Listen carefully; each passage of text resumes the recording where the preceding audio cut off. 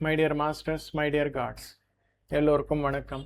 இன்றைய பகவத்கீதா சத்சங்கத்தில் ஸ்ரீகிருஷ்ண பரமாத்மா யோகி என்பவர், ஞானி என்பவர் எந்த விதமான வாழ்க்கை முறையில் இருப்பார் என்ற விஷயத்தை 2வது அத்தியாயம் 69வது ஸ்லோகம், யா நிஷா சர்வபூதானாம்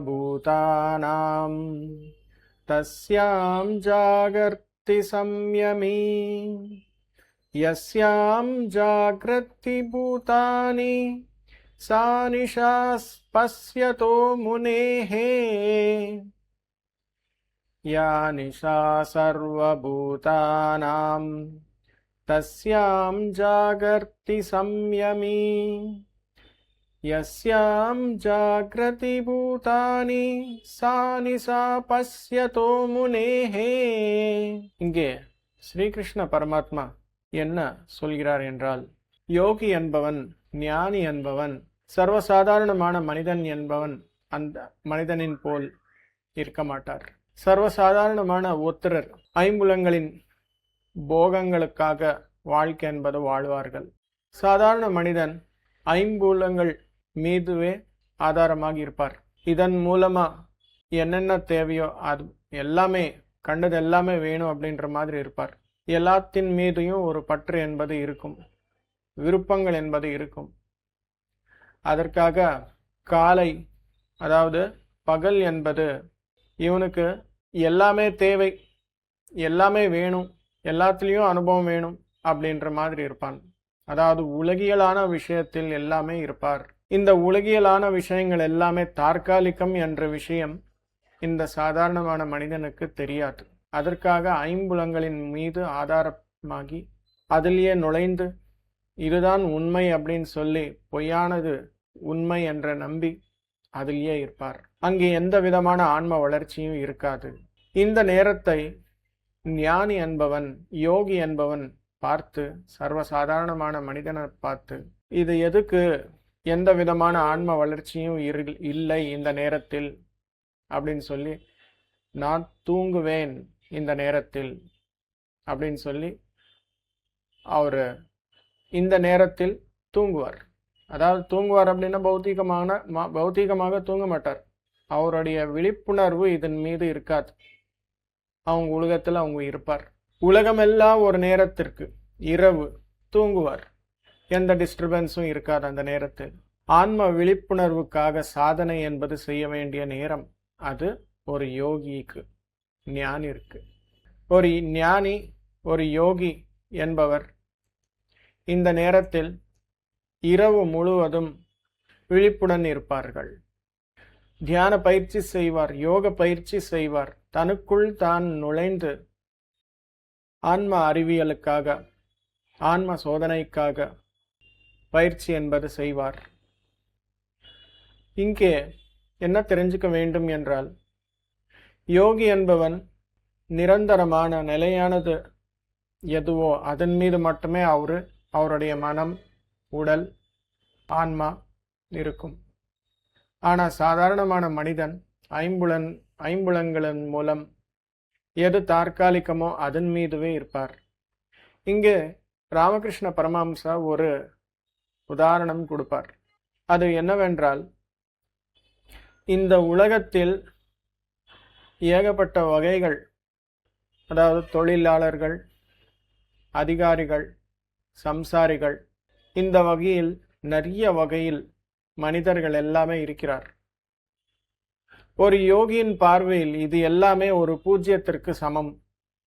எதற்கு என்றால், இது எல்லாமே தற்காலிகமானது. இந்த தற்காலிகமானது தேவை இல்லை அப்படின்னா தேவைதான். ஆனால் பூஜ்யத்திற்கு ஒரு மதிப்பு என்பது இல்லை. அந்த மதிப்பு என்பது அந்த பூஜ்யத்திற்கு எப்படி வரும் என்றால், அந்த பூஜ்யத்திற்கு பக்கத்தில் ஒன்று இருந்தால் அதற்கு மதிப்பு என்பது வரும். அந்த ஒன்று என்னவென்றால் ஆன்ம ஞானம், தியான ஞானம், பிரம்ம ஞானம். இது எல்லாம் இருந்தால் உலகியலான விஷயங்கள் அனைத்துக்கும் ஒரு மதிப்பு என்பது இருக்கும். எதற்கு மதிப்பு வரும்? இந்த உலகியலான விஷயங்கள் சரியான முறையில் செய்தால் ஆன்மாக்கு ஒரு அனுபவம் வருகிறது. ஆனால் இந்த விஷயங்கள் எதுவுமே தெரியாமல் செய்தால், முறை என்பதே தெரியாமல் உலகியலான வாழ்க்கை எப்படி வாழ்வது? ஞானத்துடன், நல்ல புத்தியுடன், தூய்மையான மனதுடன் இருந்தால் எந்த பொருள் எப்படி பயன்படுத்தால் எந்த விதமான அனுபவம் என்பது ஆன்மாக்கு வந்து சேரும் என்ற விஷயத்தை அறிந்து கொண்டு செய்வதுதான் அந்த ஒரு பூஜ்யம், அந்த ஒரு ஒன்று. அந்த பூஜ்யத்திற்கு பக்கத்தில் ஒன்று என்பது சேர்த்தால் மட்டுமே உலகியலான வாழ்க்கைக்கு ஒரு மதிப்பு என்பது தரப்படும். அதற்காக மை டியர் ஃப்ரெண்ட்ஸ், எல்லாரும் இந்த ஆன்ம ஞானத்திற்காக முயற்சி என்பது செய்யணும்.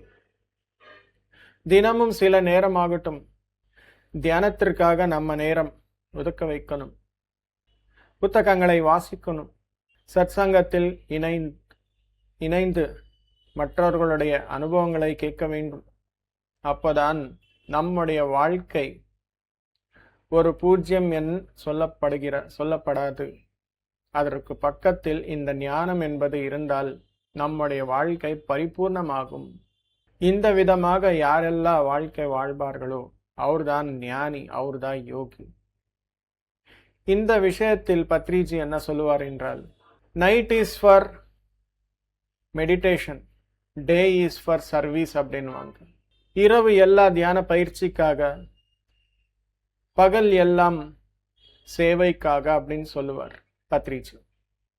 இரவு தியானம் செய்தால் மட்டுமே பகல் என்ன சேவை என்பது செலுத்தால் இந்த உலக நன்மை என்பது நடக்கும் என்ற அறிவு நமக்கு இருக்கும். இரவு தியானம் செய்யாமல், விழிப்புணர்வு இல்லாமல், ஆன்ம ஞானத்திற்காக பயிற்சி செய்யாமல், தியான பயிற்சி செய்யாமல் இருந்தால் காலையில் எந்த விதமான செயல்கள் செய்யணும், எந்த விதமான சேவை செலுத்தணும் என்ற விஷயத்தை நமக்கு புரியாத நிலையில் இருந்தால் ஐம்புலங்களில் மூலம் என்ன தேவையோ அது மட்டுமே தற்காலிகமானதுக்காக ஓடுகிறார். இந்த விதமான வாழ்க்கை வாழ்ந்தால் திரும்பி திரும்பி இன்னொரு பிறவி எடுத்துட்டே இருக்கணும் மை டியர் ஃப்ரெண்ட்ஸ். அதற்காக தினமும் 1 மணி நேரம் தியானம், 1 மணி நேரம் புத்தகங்களை வாசிக்க வேண்டும், 1 மணி நேரம் சத்சங்கத்தில் இணைய வேண்டும் என்ற பத்ரிஜி நிறைய வாட்டி சொல்லியிருக்காங்க. இந்த ஸ்லோகத்தில் ஸ்ரீகிருஷ்ண பரமாத்மா யோகி என்பவன் எப்படி இருப்பார்? இரவு மொத்தமும் ஆன்ம ஞானத்திற்காக, தியான பயிற்சிக்காக, யோக சாதனைக்காக கஷ்டப்படுவான்.